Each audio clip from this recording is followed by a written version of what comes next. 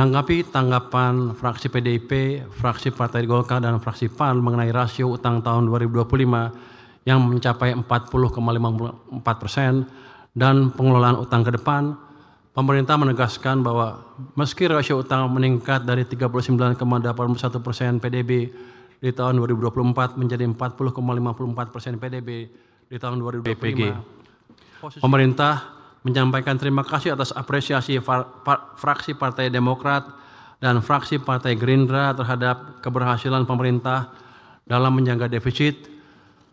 Keberhasilan menjaga defisit di bawah 3% sesuai amanat Undang-Undang Keuangan, yaitu 2,81%, merupakan keberhasilan bersama dan berkat koordinasi dan kolaborasi yang baik antara pemerintah dan DPR.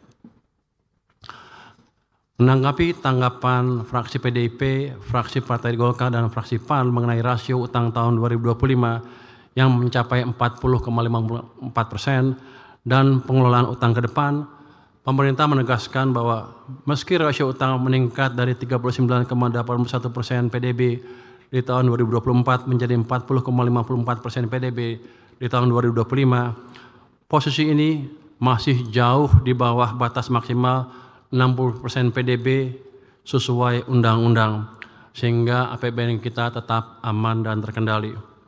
Skenario pengelolaan utang ke depan bertumbuh pada 4 pilar, yaitu koordinasi fiskal bertahap dalam rangka penguatan keseimbangan primer menuju positif, optimalisasi penerimaan negara, peningkatan kualitas belanja, serta pengelolaan portofolio utang aktif melalui debt switch, buyback, dan konversi pinjaman.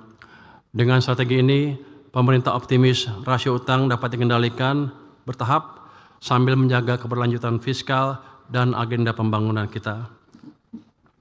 Pemerintah mengapresiasi perhatian fraksi PKB terhadap kebijakan pemerintah untuk memindahkan dana SAL yang disimpan di BI ke instrumen penempatan uang negara pada Bank Umum Mitra. Dapat kami sampaikan di sini bahwa pemindah bukuan dana SAL ke Bank Umum tersebut bertujuan untuk mendorong pertumbuhan sektor real melalui cash management yang baik.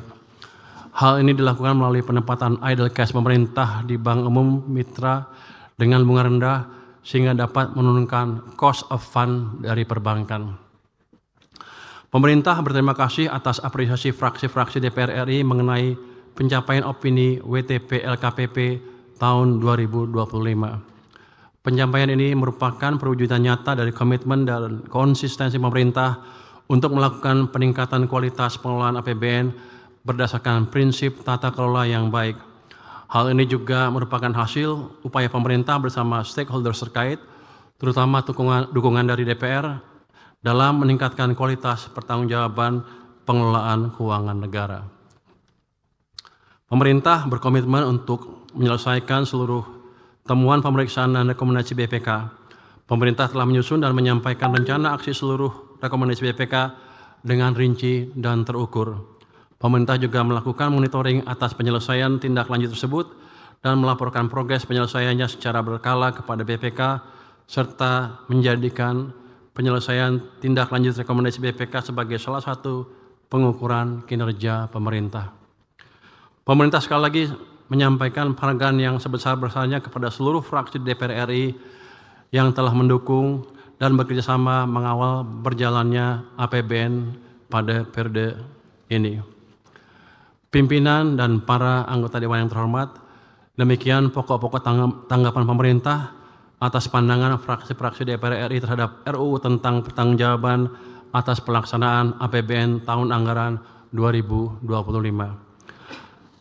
Tanggapan atas pandangan fraksi-fraksi DPR RI secara lebih rinci telah kami sampaikan secara tertulis sebagai bagian yang tidak terpisahkan dari pokok-pokok tanggapan pemerintah ini.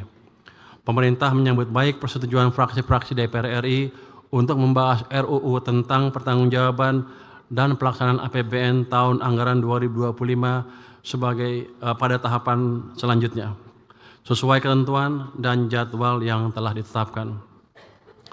Sebagai penutup, kami juga ingin menyampaikan kabar baik bahwa dukungan dan kerjasama yang baik antara pemerintah dan DPR RI kemarin, lembaga rating S&P mempertahankan peringkat kredit Republik Indonesia pada level BBB atau A2 dengan outlook stabil. Jadi beberapa bulan lalu, bulan April ya Ibu ya, kami dengan anggota DPR, Ibu Sari datang ke sana, Pak Misbakun, Pak Hekal, ketemu investor dan SNP dan menggambarkan bahwa di Indonesia nggak sama dengan negara lain. Kita, parlemen, DPR dengan pemerintah adalah satu kesatuan yang baik, sehingga mereka bisa melihat bahwa kebijakan kita adalah kebijakan yang utuh dan betul-betul bertujuan untuk memakmurkan rakyat tanpa melanggar undang-undang yang ada yang sudah dibuat oleh parlemen. Dengan kerjasama yang tadi itu, ketika kita ke Amerika itu, lembaga pemerintah menjadi yakin bahwa kita memang bergerak ke arah yang benar. Hal yang kita ambil positif dari pernyataan atau rating S&P ini adalah dari awal tahun sampai sekarang kita selalu didera oleh berita negatif, rating kita akan turun, anggaran kita dilakukan secara brutal dan lain-lain, sehingga ada kesan bahwa peringkat utang kita akan diturunkan, bukan outlooknya saja malah. Jadi pengumuman S&P ini memberikan indikasi yang jelas bahwa memang lembaga internasional yang benar, yang jujur dan prudent dan independen melihat kebijakan kita baik. Tentunya ini berkat dukungan juga Komisi 11 dan anggota DPR yang lain. Jadi ke depan kami tetap minta didukung dalam hal kerjasama agar pemerintah tetap bisa menjalankan anggarannya secara prudent sesuai dengan undang-undang dan tidak ada penyelewengan di sana-sini. Jadi saya pikir ke depan dengan berita ini kita bisa mulai lebih berani menceritakan sentimen positif ke masyarakat, ke pasar modal dan lain-lain termasuk rupiah, bahwa kita ke depan tinggal maju saja, tidak mundur lagi. Jadi Indonesia tidak Indonesia cemas, tapi Indonesia menuju ke Indonesia emas. Tentunya dengan dukungan Komisi 11 dan seluruh anggota DPR RI, termasuk Banggar. Saya mohon dukungan dari anggota DPR untuk terus mendukung kami menjalankan tugas kami ke depan. Semoga Tuhan Yang Maha Esa selalu meridai usaha kita bersama dalam menunaikan amanat konstitusi, menjaga kepercayaan rakyat untuk membangun bangsa, memenuhi janji dan cita-cita Republik Indonesia, mewujudkan masyarakat adil dan makmur dan sejahtera. Terima kasih. Wassalamualaikum warahmatullahi wabarakatuh.